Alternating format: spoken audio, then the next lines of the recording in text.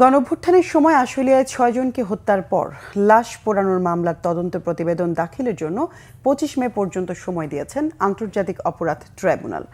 আশুলিয়ায় হত্যাকাণ্ডের নতুন video footage হাতে এসেছে বলে জানিয়েছে প্রসিকিউশন। এছাড়া জুলাই গণহত্যার ঘটনায় পুলিশের বিরুদ্ধে দায়ের করা মামলার তদন্ত শেষ করতে মামলায় ২০ জুলাই পর্যন্ত সময় দিয়েছে ট্রাইব্যুনাল। বিচারপতি গোলাম মর্তুজা মজুমদারের নেতৃত্বাধীন ট্রাইব্যুনাল প্রসিকিউশনের আবেদনের পরিপ্রেক্ষিতে নতুন তারিখ দেন। আশুলিয়ায় ৬ জনের মরদেহ পোড়ানোর মামলায় ট্রাইব্যুনাল আরেক মাস সময় দিয়েছে। এ প্রসঙ্গে প্রসিকিউটর মিজানুল ইসলাম বলেন, আশুলিয়ায় লাশ পোড়ানোর ঘটনায় নতুন ভিডিও ফুটেজ তাদের হাতে এসেছে। এছাড়া নরসিংদীর মামলায় ছাত্রলীগ নেতা রবিউল ইসলামকে গ্রেফতার দেখিয়ে কারাগারে পাঠানো হয়েছে।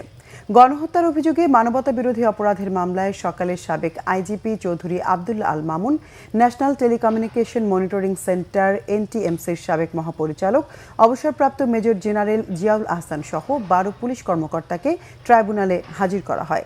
তাদের বিরুদ্ধে করা মামলার তদন্ত প্রতিবেদন দিতেও সময় দিয়েছে ট্রাইব্যুনাল। তদন্ত রিপোর্ট দাখিলের শেষ পর্যায়ে আমরা দেখতে পেলাম যে যারাকে পোড়ানো হয়েছে তাদের হত্যার ভিডিওটা আমাদের সামনে আসছে। এই বিষয়ে তদন্ত সমাপ্ত করার জন্য কিছুদিন সময় দরকার, এই জন্য আমরা ১ মাস সময় চেয়েছিলাম। অনারেবল ট্রাইব্যুনাল এটা মঞ্জুর করেছে।